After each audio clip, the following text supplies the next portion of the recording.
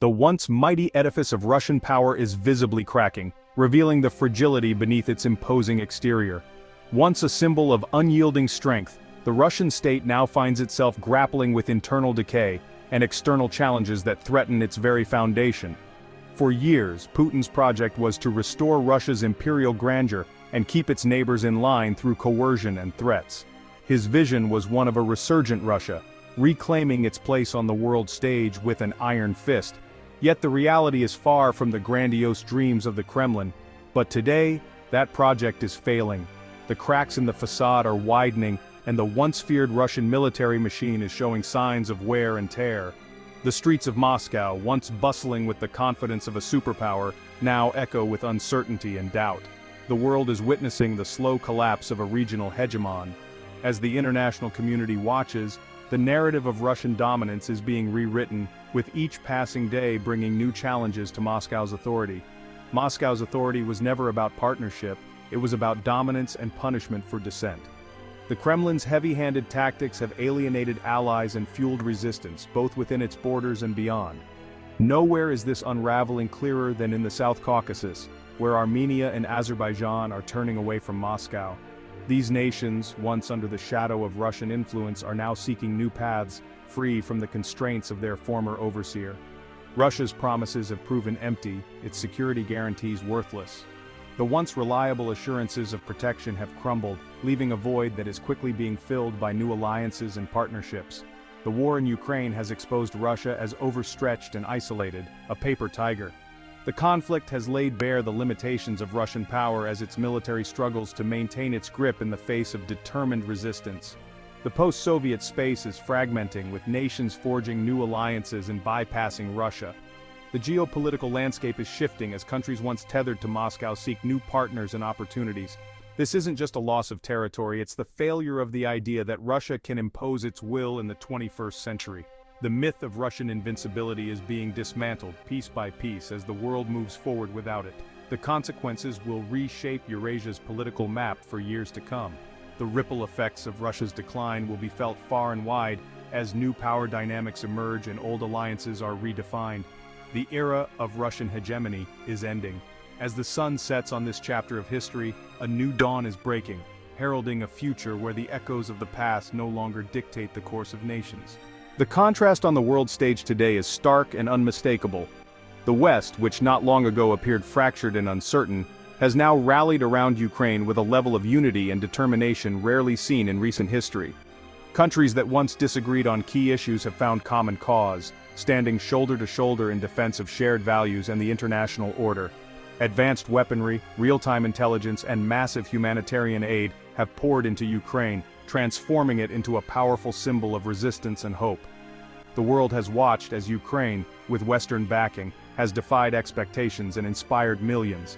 Meanwhile, Russia finds itself increasingly isolated, its leaders facing empty rooms and cold receptions on the international stage. Its traditional alliances, such as the CSTO, have proven hollow and unreliable, with supposed partners distancing themselves or failing to offer meaningful support. When Armenia faced crisis and called for help, Moscow's promises of security proved empty. Its allies stood by, exposing the fragility of Russia's influence and the emptiness of its guarantees. The Western alliance is built on shared values, mutual respect, and voluntary cooperation. In contrast, Russia's bloc relies on coercion, pressure, and fear, an approach that is rapidly losing its effectiveness. As Russia's ability to intimidate and coerce fades, so too does its global influence. The world is turning away, leaving Moscow increasingly isolated. The war in Ukraine has left Russia in the humiliating position of seeking weapons and support from pariah states like North Korea and Iran, further highlighting its growing desperation and isolation. The Kremlin's actions have united its adversaries and alienated even its closest friends. Once respected, Russia now finds itself shunned and ignored at major international gatherings. This is not the work of strategic genius. Rather, it is the predictable result of reckless aggression and a fundamental misunderstanding of the modern world's interconnectedness. Russia's isolation is now plain for all to see, a stark warning to those who would challenge the unity and resolve of the international community. Nowhere is Russia's decline clearer than in the South Caucasus. For years, Moscow manipulated the Armenia-Azerbaijan conflict to maintain control. But when Azerbaijan retook Nagorno-Karabakh, Russian peacekeepers stood aside, shattering Moscow's credibility. Armenia, feeling betrayed, is now seeking security partnerships with the West. Azerbaijan, emboldened, is forging ties with Turkey and the EU, reducing Russia's relevance. The South Caucasus is now a zone of competition, not Russian dominance. The Kremlin has lost its ability to dictate terms and is now just one of many players. This is a strategic defeat for Putin. His imperial project is reversing. The nations he sought to control are breaking free. The most symbolic sign of Russia's decline is its exclusion from peacemaking. For decades, Moscow managed the Nagorno-Karabakh peace process. Now, Washington and Brussels lead the talks. Russia is absent, its credibility as a mediator destroyed by its own failures. Both Armenia and Azerbaijan now see the West as a more reliable partner. This shift deprives Russia of a key lever of influence. For the US, brokering peace stabilizes the region and opens new trade routes, bypassing Russia. Every handshake in Washington is a reminder of Russia's diminished stature. Instead of a multipolar world, American influence is reasserting itself in Russia's former backyard. When given a choice, nations are choosing the West over a failing Russian model. Russia's decline in the Caucasus and beyond stems directly from its ongoing war in Ukraine, a conflict that has far-reaching effects. The invasion was meant to showcase Russian power and intimidate its rivals, but instead, it's become a strategic disaster for Moscow. The war has drained Russia's resources, exposed its military weaknesses, and shattered its reputation on the world stage. Allies and neighbors now openly doubt Russia's strength and reliability as a partner. With its focus fixed on Ukraine, Russia has left a power vacuum across the post-Soviet space, inviting new challenges. The war is a black hole, consuming Russia's strategic capacity and forcing it to neglect other regions and priorities. In trying to conquer Ukraine, Putin is losing his grip elsewhere, risking his influence abroad. The invasion has accelerated the decline of Russia's empire, hastening its retreat from former strongholds. The drift from Moscow extends far beyond the Caucasus. Central Asian republics are asserting sovereignty, diversifying partnerships, and refusing to recognize Russia's annexations. Kazakhstan openly defies Putin, strengthening ties with China, Europe, and the US. Even Kyrgyzstan is distancing itself, canceling joint military drills. Central Asia is no longer captive to Moscow's influence. In the Middle East, Russia's role is shrinking as it redeploys resources to Ukraine. Iran and Turkey are filling the void in Syria, challenging Russia's influence. Former clients are now independent agents, prioritizing their own interests. The old system of Russian dominance is unraveling. As Moscow's power wanes, so does the allegiance it once commanded.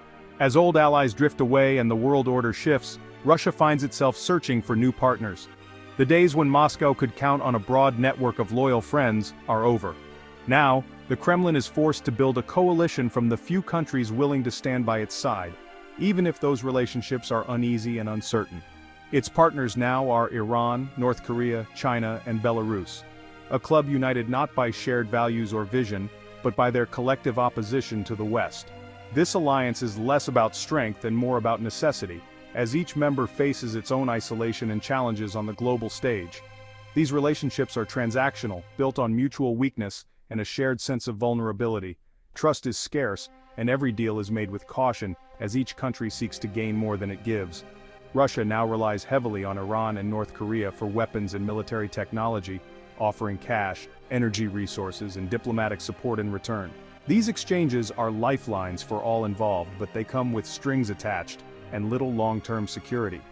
Belarus, meanwhile, has become a virtual vassal state, its survival tied directly to the Kremlin's support.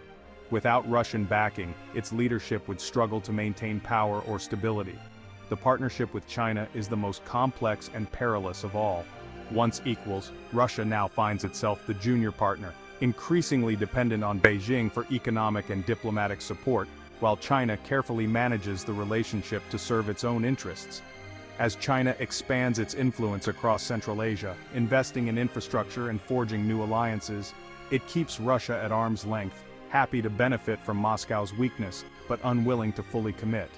This is not the rebirth of a powerful empire, but rather a coalition of convenience and desperation. Each member is wary of the others, united only by necessity and a shared sense of isolation. Putin's grand vision of a Eurasian Union has faded into the background. Instead, he is left with a handful of pariah states and a growing sense of dependency on partners who are just as unstable as the alliance itself. The old empire is gone, replaced by a fragile, uneasy alliance of the unwilling, where loyalty is fleeting and the future is uncertain.